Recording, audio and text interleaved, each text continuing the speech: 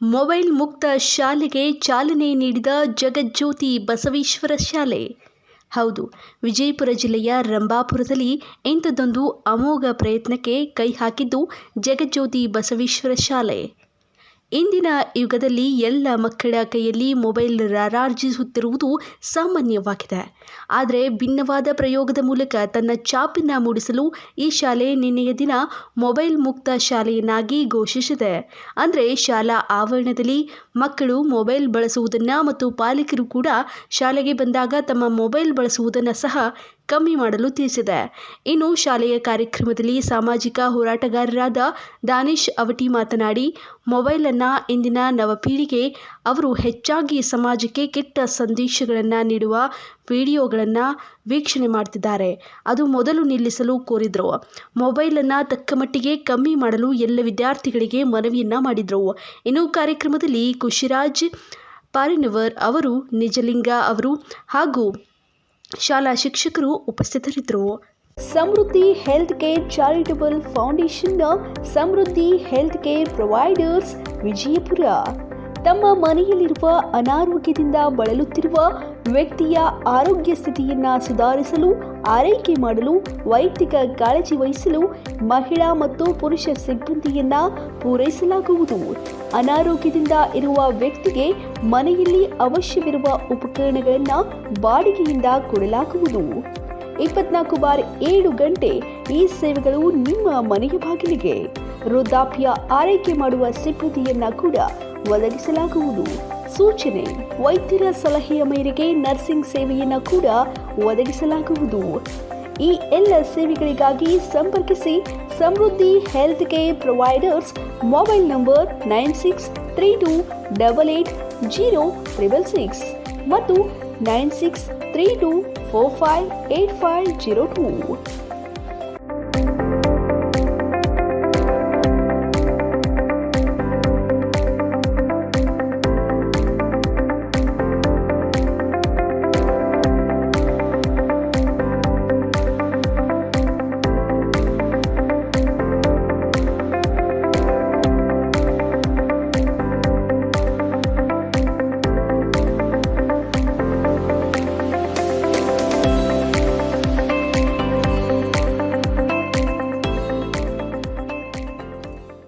ಇದು ಜಗಜ್ಯೋತಿ ಬಸವೇಶ್ವರ ಸ್ಕೂಲ್.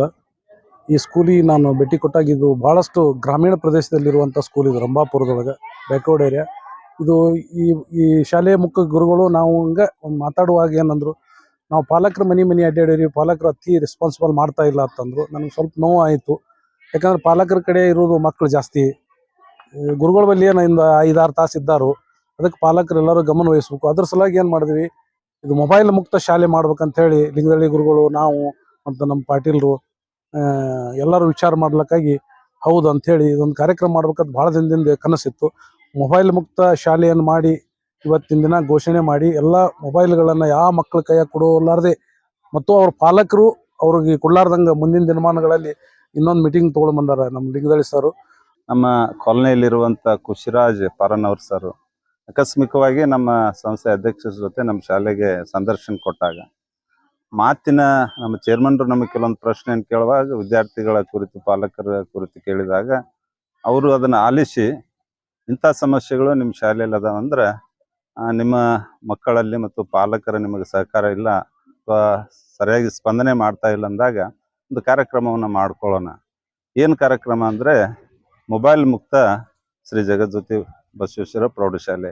ಇವತ್ತಿನ ಮಕ್ಕಳು, ಯುವಕರು ಅಶ್ಲೀಲ ಚಿತ್ರ ನೋಡೋದು ಅಥವಾ ಅನೇಕ ಕೆಟ್ಟ ಕಾರ್ಯಗಳ ಈ ಮೊಬೈಲ್ ಒಂದು ಕೆಟ್ಟ ವೀಕ್ಷಣೆಯಿಂದ ಆಗ್ತಾ ಇದ್ದಾವೆ. ಮಕ್ಕಳು ಇಂಥ ಕೆಟ್ಟ ಹವ್ಯಾಸದಿಂದ ದೂರಾಗಿ ಉತ್ತಮವಾಗಿ ಅಧ್ಯಯನ ಮಾಡಿ ತಂದೆ ತಾಯಿಗಳ ಹೆಸರು ಮತ್ತು ಶಾಲೆಯ ಹೆಸರು, ದೇಶದ ಹೆಸರನ್ನ ಉತ್ತುಂಗತ ಸ್ಥಾನಕ್ಕೆ ಹೋಗ್ಬೇಕು. ನಿಮ್ಮ ಜೀವನವನ್ನ ಬದಲಾವಣೆ ಮಾಡ್ಕೊಳ್ಬೇಕು. ಸಮಾಜದಲ್ಲಿ ಉತ್ತಮ ಸಂಸ್ಕೃತಿ ಸಂಸ್ಕಾರವನ್ನ ಬಳಸಬೇಕನ್ನುವಂಥ ಒಂದು ಸುಂದರವಾದ ಕಾರ್ಯಕ್ರಮ ನಡೀತು. ಖುಷಿರಾಜ್ ಪಾರನವರ್ ಸರ್ ಈ ಕಾರ್ಯಕ್ರಮವನ್ನ ಏರ್ಪಡಿಸಲಿಕ್ಕೆ ಮತ್ತು ಜೀವಾಹಿನಿ ವಾಸ್ತವ ಟಿವಿಯವ್ರನ್ನ ಇಲ್ಲಿ ಕರೆಸಲಿಕ್ಕೆ, ದಾನೇಶ್ ಅವಟಿ ಸರ್ನ ಕರೆಸಲಿಕ್ಕೆ ಅವರೇ ಕಾರಣ. ಅವರು ನಮ್ಮ ಪ್ರೇರೇಪಕರಾಗಿ ಕಾರ್ಯವನ್ನ ನಿರ್ವಹಿಸ್ತಾ ಇದ್ದಾರೆ. ಶಿಕ್ಷಣ ಪ್ರೇಮಿಗಳಾಗಿದ್ದಾರೆ, ಸಮಾಜ ಸುಧಾರಕರು ಆಗಿದ್ದಾರೆ. ಮುಂದೆ ಈ ಶಾಲೆಯಲ್ಲಿ ಅನೇಕ ಕಾರ್ಯಕ್ರಮಗಳನ್ನು ಹಮ್ಮಿಕೊಳ್ಳುವಂಥ ಒಂದು ಮಾತನ್ನು ಹೇಳಿದ್ದಾರೆ. ಮೊಬೈಲ್ ಮುಕ್ತ ಮಾಡ್ಬೇಕಾದ್ರೆ ಫಸ್ಟ್ ಆಫ್ ಅವೇರ್ನೆಸ್ ಬೆಳೆಸೋದು ಯಾರು ಅಂದರೆ ತಂದೆ ತಾಯಿ. ಮನೆ ಮನೆಗೆ ಡೋರ್ ವಿಸಿಟ್ ಮಾಡಿ ಮೊಬೈಲ್ದಿಂದ ಒಂದಿಷ್ಟು ದೂರ, ಒಮ್ಮೆಲೇ ಮೊಬೈಲನ್ನು ಕಡಿಮೆ ಮಾಡೋಕ್ಕೆ ಆಗೋದಿಲ್ಲ, ಸ್ವಲ್ಪ ಸ್ವಲ್ಪ ಆ ಗೀಳನ್ನು ದೂರ. ಮತ್ತು ಶಾಲೆಯಲ್ಲಿ ಆ ಮೊಬೈಲದ ಇವತ್ತಿನ ಅವೇರ್ನೆಸ್ ಜೊತೆಗೆ ಇನ್ನಿಷ್ಟು ಒಂದು ಅವೇರ್ನೆಸ್ ಬೆಳೆಸಿ ಓದಲಿಕ್ಕೆ ಹೆಚ್ಚು ಓದುವುದು, ಬರೆಯುವುದು ಮತ್ತು ಹೆಚ್ಚಿಗೆ ಅವರಿಗೆ ಹೋಮ್ವರ್ಕ್ ಕೊಡೋದ್ರಿಂದ, ಅಥವಾ ಮನೆಯಲ್ಲಿ ಇದನ್ನೊಂದೇ ಹೇಳೋದಿಲ್ಲ ನಾವು ಟಿವಿಯನ್ನು ಹೆಚ್ಚು ನೋಡಬೇಡಿ ಅಥವಾ ಬೇರೆ ಬೇರೆ ವೀಕ್ಷಣೆಯನ್ನು ಮಾಡಬೇಡ ಅಂತ ಹೇಳ್ತೇವೆ. ಜೊತೆಗೆ ಅವರಿಗೆ ಏನು ಮಾಡಿದ್ದೇವೆ ಅಂದರೆ ಶಾಲೆಯಲ್ಲಿ ಮನೆಯಲ್ಲಿ ಗೃಹ ವೇಳಾಪತ್ರಿಕೆಯನ್ನು ಮಾಡಿಸಿದ್ದೇವೆ. ಪ್ರತಿಯೊಂದು ಮಗುವಿಗೆ ಮನೆಯಲ್ಲಿ ಯಾವಾಗ ಹೇಳ್ಬೇಕು, ಯಾವಾಗ ಓದಬೇಕು, ಯಾವಾಗ ಯಾವ ವಿಷಯ ಓದಬೇಕು ಎನ್ನುವಂಥದ್ದನ್ನು ಮಾಡಿದ್ವಿ. ಪಾಲಕರಿಗೂ ದಯವಿಟ್ಟು ನೀವು ಅವ್ರ ಕೈಯಲ್ಲಿ ಮೊಬೈಲನ್ನು ಕೊಡಬೇಡಿ. ಮೊಬೈಲ್ ಕೊಟ್ಟರು ಶಿಕ್ಷಣದ ಬಗ್ಗೆ ಕೇಳುವಾಗ ನಿಮ್ಮ ಮಧ್ಯದಲ್ಲಿ ಕುಂದಿರಿಸ್ಕೊಂಡು ಮೊಬೈಲ್ ವೀಕ್ಷಣೆ ಮಾಡಲಿ. ಅವ್ರು ಅಷ್ಟು ಮೀರಿ ಮೊಬೈಲ್ಗಳನ್ನು ಹೆಚ್ಚಿಗೆ ಇದು ಮಾಡಿದರೆ ನಮಗೆ ಫೋನ್ ಕಾಲನ್ನು ಮಾಡಿ ನಾವೇ ಮನೆಗೆ ವಿಸಿಟ್ ಮಾಡ್ತೀವಿ. ಅದನ್ನು ಸಾಧ್ಯ ಇದ್ದಷ್ಟು ಬಿಡಿಸ್ಲಿಕ್ಕೆ ಪ್ರಯತ್ನ ಮಾಡ್ತೀವಿ ಅನ್ನುವಂಥ ವಿವಿಧ ಕಾರ್ಯಕ್ರಮಗಳನ್ನು ಹಾಕಿ ಮಕ್ಕಳಿಗೆ ನಾವು ಬೋಧನೆ ಮಾಡುವಾಗ ತಾಂತ್ರಿಕ ಸಾಧನಗಳಿಂದ ಬಳಸಿ ಬೋಧನೆ ಮಾಡಿದರೆ ಬಹಳಷ್ಟು ಮನದಟ್ಟ ಆಗ್ತದ ಅಂಥೇಳಿ ಶಿಕ್ಷಣ ತಜ್ಞರು ಹೇಳ್ತಾರೆ. ಅದು ಹೌದು ಕೂಡ, ನಿಜವಾಗ್ಲೂ ಕೂಡ. ಮೊದಲು ನಾವು ಹೈಸ್ಕೂಲ್ದೊಳಗಿದ್ದಾಗ ಒಂದು ಕಂಪಾಸ್ ಪೆಟ್ಟಿಗೆ, ಅದರೊಳಗೆ ಇಂಚುಪಟ್ಟಿ, ಡಿವೈಡರ, ಒಂದು ಪೆನ್ನ, ಸೀಸ, ಕಾಟ್ ರಬ್ಬರ್ ಅಥವಾ ಅಳಸು ರಬ್ಬರ ಇಷ್ಟಿರ್ತದ್ದು. ಈಗ ಅವು ಯಾವೂ ನಮಗೆ ಅವಶ್ಯಕತೆ ಇಲ್ಲ.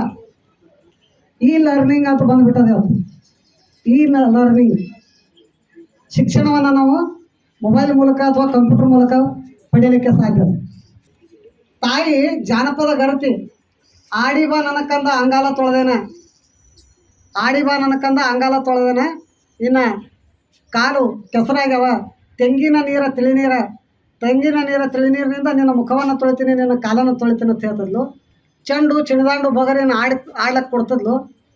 ಗುಬ್ಬಿ ಛತ್ತ ಕಟ್ಟಿ ಆ ಗುಬ್ಬಿ ಛತ್ತದಾಗಿನ ಗೊಂಬಿ, ಆ ಗುಬ್ಬಿ ಛತ್ತದ ಗುಬ್ಬಿಗಳು, ಅವುಗಳು ಮಾಡಿರ್ತಕ್ಕಂಥ ಕುಸರಿ ಕೆತ್ತನಗಳು ನೋಡಿ ಸಂತೋಷ ಪಡಿ ಅಂತ ಹೇಳಿ ತೊಟ್ಲ ತುಂಬ್ತಿದ್ಲು. ಆದರೆ ಇವತ್ತೇನು ಮಾಡ್ಯಾಳೆ ತಾಯಿ, ಅಂಥ ಗುಬ್ಬಿ ಛತ್ತಗಳು ಇಲ್ಲ, ತೊಟ್ಲುಗಳು ಇಲ್ಲ. ನಮಗೇನಾಗಿಬಿಡ್ತಾವ, ಯಾಂತ್ರಿಕ ಕಬ್ಬಿಣದ ತೊಟ್ಲುಗಳು ಬಂದಾವ. ಕೈಯಾಗ ಒಂದು ಆಡ್ಲಕ್ಕೆ ಮೊಬೈಲ್ ಕೊಟ್ಬಿಡ್ತಾರೆ ಕೂಸಿನ ಕೈಯಾಗ. ಆ ಮೊಬೈಲ್ ನೋಡ್ಕೊತಾರೆ ಕೂಸ, ಆಟ ಆಡ್ಕೋತ ಅಲ್ಲೇ ನಿದ್ದೆ ಮಾಡ್ತಾರೆ. ಕೈಯಾಗ ಮೊಬೈಲ್ ಕಸ್ಕೊಂಡ್ರೆ ಸಾಕು, ಅದು ತಕ್ಷಣಕ್ಕೆ ಅಳ್ಳಕ್ಕೆ ಶುರು ಮಾಡ್ತದೆ. ತೊಟ್ಲಾಗಿರ್ತಕ್ಕಂಥ ಕೂಸಿಗೆ ಸಹಿತ ಗೊತ್ತಿದೆ ಮೊಬೈಲ್ ಅಂದರೆ ಏನು ಅಂತ ಹೇಳಿ. ನಮ್ಮೆಲ್ಲರ ಕೈಗಳಲ್ಲಿ ಏನಾಗಿದೆಪ್ಪ ಅಂದ್ರೆ ಒಂದು ಮೊಬೈಲ್ ಅಂತಕ್ಕಂಥ ಒಂದು ದೊಡ್ಡ ಅದ್ಭುತ ಸಾಧನ ಸಿಕ್ಕೊಂಡ್ಬಿಟ್ಟಿದೆ. ಆ ಅದ್ಭುತ ಸಾಧನ ಒಳ್ಳೆಯದು ಅಂತಕ್ಕಂಥದ್ದು ಅರ್ಥ ಮಾಡಿಕೊಂಡ್ರೂ ಕೂಡ ಅದರ ಬಳಕೆಯಿಂದ ಹೆಚ್ಚಿನ ಪ್ರಮಾಣದಲ್ಲಿ ನಾವೆಲ್ಲರೂ ಬಳಸ್ತಾ ಇರೋದರಿಂದ ಬೇರೆ ವ್ಯವಹಾರದಲ್ಲಿ ನಾವು ಬೆಳವಣಿಗೆ ಆಗಲಿಕ್ಕೆ ಸಾಧ್ಯ ಆಗ್ತಾ ಇಲ್ಲ, ಕುಂಠಿತ ಆಗ್ಲಿಕ್ಕೈತಿ. ಒಂದು ಪುಸ್ತಕ ಇದೆ, ಇನ್ನೊಂದು ಮೊಬೈಲ್ ಇದೆ. ಪುಸ್ತಕ ಅನ್ನೋದು ಜ್ಞಾನದ ಸಂಗ್ರಹ ಐತಿ. ಎಷ್ಟೋ ಜನರು ಹೇಳ್ತಾ ಇದ್ದಾರೆ, ಒಂದು ಮಾತನ್ನು ಹೇಳ್ತಿರ್ತಾರೆ, ಮೊಬೈಲ್ ಹೇಳ್ತಾ ಇದೆ ಅಂತೆ. ಏನು ಹೇಳುತ್ತೆ? ನೀನು ತಲೆ ತಗ್ಗಿಸಿ ನನ್ನನ್ನು ಬಳಸಿದ್ದೆ ಆದರೆ, ತಲೆ ತಗ್ಗಿಸಿ ನೀನು ನನ್ನನ್ನು ಓದಿದ್ದೆ ಆದರೆ, ನನ್ನನ್ನು ನೋಡಿದ್ದೆ ಆದರೆ ಇಡೀ ನಿನ್ನ ಜೀವಮಾನದಲ್ಲಿ ತಲೆ ಎತ್ತದಂಗ ನಾನು ಮಾಡ್ತೀನಿ ಅಂತ ಹೇಳಿ ಮೊಬೈಲ್ ಸಂದೇಶವನ್ನು ನಿಮಗೆ ಸಾರಿ ಸಾರಿ ಹೇಳ್ತಾ ಇದೆ. ಅದೇ ಪುಸ್ತಕ ನನ್ನನ್ನು ಒಂದ್ಸಲ ನೀನು ತಲೆ ತಗ್ಗಿಸಿ ನನ್ನ ಓದಿ ಅರ್ಥ ಮಾಡ್ಕೊಂಡಿದ್ದೆ ಆದರೆ ಜೀವಮಾನದೊಳಗ ನಿನ್ನ ಜೀವನದುದ್ದಕ್ಕೂ ಎಲ್ಲರ ಮುಂದೆ ನಿನಗೆ ತಲೆ ಎತ್ತಿ ಮೆರೆಯುವ ಹಾಗೆ ಮಾಡ್ತೀನಿ ಅಂತ ಹೇಳಿ ಸಂದೇಶವನ್ನು ಸಾರೋದು ಪುಸ್ತಕ. ಹಾಗಾದ್ರೆ ಇವತ್ತಿನ ಯುವ ಪೀಳಿಗೆ, ಇವತ್ತಿನ ಮುದ್ದಾಗಿರ್ತಕ್ಕಂಥ ಮಕ್ಕಳು, ಭಾರತದ ಭವಿಷ್ಯವನ್ನ ಬರೀಲಿಕ್ಕೆ ಸಿದ್ಧ ಆಗಿರ್ತಕ್ಕಂಥ ನೀವುಗಳು ಪುಸ್ತಕನ ಚೆನ್ನಾಗಿ ಬಳಸ್ತಾ ಇದ್ದೀರೋ ಅಥವಾ ಮೊಬೈಲನ್ನು ಚೆನ್ನಾಗಿ ಬಳಸ್ತಾ ಇದ್ದೀರಿ ಅನ್ನೋದನ್ನು ಅರ್ಥ ಮಾಡ್ಕೊಳ್ಬೇಕಾಗಿದೆ. ಈ ಮೊಬೈಲ್ದ ಮಾಹಿತಿಯನ್ನ ಮಕ್ಕಳಿಗೆ ತಲುಪಿಸ್ಬೇಕು, ಅದನ್ನು ಎಷ್ಟರ ಮಟ್ಟಿಗೆ ನಾವು ಬಳಸ್ಕೊಳ್ಬೇಕು, ಅದನ್ನು ಯಾವ ರೀತಿ ನಾವು ಸದುಪಯೋಗ ಪಡಿಸ್ಕೊಳ್ಬೇಕು ಅಂತಕ್ಕಂಥ ಮಾಹಿತಿಯನ್ನ ತಮ್ಮೆಲ್ಲರಿಗೆ ನೀಡೋದಕ್ಕೋಸ್ಕರ ಒಂದು ಅರ್ಥಪೂರ್ಣವಾಗಿರ್ತಕ್ಕಂಥ ಕಾರ್ಯಕ್ರಮವನ್ನ ನಮ್ಮ ಶಾಲೆಯಲ್ಲಿ ಒಳಗೆ ನಾವು ಪ್ರಾರಂಭ ಮಾಡಿದ್ವಿ. ಆರೋಗ್ಯದ ಸ್ಥಿತಿಯನ್ನ, ಒಂದು ಮಾನಸಿಕ ಸ್ಥಿತಿಯನ್ನ ಮತ್ತು ವೈಚಾರಿಕ ಸ್ಥಿತಿಯನ್ನ, ತಮ್ಮ ಎಲ್ಲ ಸ್ಥಿತಿಗಳನ್ನು ಕೂಡ ವಿದ್ಯಾರ್ಥಿಗಳು ಕಳೆದುಕೊಳ್ತಾ ಇದ್ದಾರೆ. ಯಾಕಪ್ಪ ಅಂದರೆ ಹಿಂದಿನ ವಿದ್ಯಾರ್ಥಿಗಳು ಒಂದು ಆಟದಲ್ಲಿ ಎಷ್ಟು ಮಟ್ಟಿಗೆ ಇದ್ರಪ್ಪ ಅಂದರೆ, ಶಾಲೆ ಬಿಟ್ಟ ತಕ್ಷಣ ನಾವು ಯಾವ ರೀತಿಯಂಥ ಪರಿಸರದಲ್ಲಿ ಹೊಂದ್ಕೊಳ್ತಾ ಇದ್ದೇವಪ್ಪ ಅಂದರೆ, ಚಿನಿದಾಂಡವನ್ನು ಆಡ್ತಾ ಇದ್ದೇವೆ, ಗೋಲಿಯನ್ನು ಆಡ್ತಾ ಇದ್ದೇವೆ, ಕಬಡ್ಡಿಯನ್ನು ಆಡ್ತಾ ಇದ್ದೇವೆ, ಲಗೋರಿಯನ್ನು ಆಡ್ತಾ ಇದ್ದೇವೆ. ಆದರೆ ಈಗಿನ ಒಂದು ಮೊಬೈಲ್ ಬಂದ ಕಾಲದಲ್ಲಿ ವಿದ್ಯಾರ್ಥಿಗಳು ಶಾಲೆ ಬಿಟ್ಟ ತಕ್ಷಣ ಹೋಗಿ ಪಬ್ಜಿಯನ್ನು ಆಡುವುದು, ಗೇಮ್ಸ್ಗಳನ್ನು ಆಡುವುದು, ಪ್ರತಿಯೊಂದು ವಿಚಾರ ಮೊಬೈಲ್ನಲ್ಲಿ ಇವತ್ತು ವಿದ್ಯಾರ್ಥಿಗಳು ತೊಡಗ್ತಾ ಇದ್ದಾರೆ. ಅದು ಆಗಬಾರ್ದು ವಿದ್ಯಾರ್ಥಿಗಳೇ. ಮೊಬೈಲ್ ಅನ್ನುವಂಥದ್ದು ವಿಷಕಾರಿ ಕೂಡ ಹೌದು, ಆದರೆ ಅದು ಮೊಬೈಲ್ ಇನ್ನೊಂದು ರೀತಿಯಲ್ಲಿ ನಮಗೆ ಒಳ್ಳೆಯ ರೀತಿಯಾದ ಸಂದೇಶಗಳನ್ನು ನೀಡುವಂಥ ಒಂದು ಸಾಧನವಾಗಿರುವಂಥದ್ದು. ಯಾಕಪ್ಪ ಅಂದರೆ ಮೊಬೈಲ್ನಲ್ಲಿ ಇವಾಗ ಹಲವಾರು ನಮಗೆ ಗೊತ್ತಿರುವಂಥ ವಿಚಾರಗಳು, ಗೊತ್ತಿಲ್ಲದೇ ಇರುವಂಥ ವಿಚಾರಗಳು ಎಲ್ಲವೂ ಕೂಡ ನಾವು ತಿಳಿದುಕೊಳ್ಬೇಕಾಗಿದೆ. ಆದರೆ ನಾವು ತಿಳಿದುಕೊಳ್ತಾ ಇರುವಂಥ ವಿಚಾರ ಏನಪ್ಪ ಅಂದರೆ ನಮ್ಮ ಜ್ಞಾನಕ್ಕೋಸ್ಕರ ಇರುವಂಥ ವಿಚಾರಗಳನ್ನ ತಿಳಿದುಕೊಳ್ತಾ ಇಲ್ಲ. ನಮಗೆ ಅಪಾಯಕಾರಿಯಾಗಿರುವಂಥ ವಿಚಾರಗಳು ಏನು ಮಾಡ್ತಾ ಇದ್ದೇವಪ್ಪ ಅಂದರೆ ಇವತ್ತಿನ ದಿನದಲ್ಲಿ ನಾವು ವಿದ್ಯಾರ್ಥಿಗಳು ತಿಳಿದುಕೊಳ್ತಾ ಇದ್ದೇವೆ. ಅದಕ್ಕಾಗಿ ವಿದ್ಯಾರ್ಥಿಗಳೇ ತಾವೆಲ್ಲರೂ ಕೂಡ ಜ್ಞಾನಕ್ಕಾಗಿ ಮೊಬೈಲನ್ನು ಯೂಸ್ ಮಾಡಿ ಅನ್ನುವಂಥ ಒಂದು ಸಂದೇಶವನ್ನು ನೀಡ್ತಾ ನಾನು ಮಾತನ್ನು ಮುಗಿಸ್ತೇನೆ. ಜೈ ಹಿಂದ್, ಜೈ ಕರ್ನಾಟಕ. ಆಕೆಗೆ ಹೇಳಿದೆ, ನಾನು ಎಲ್ಲರೂ ಓದಿದೆ.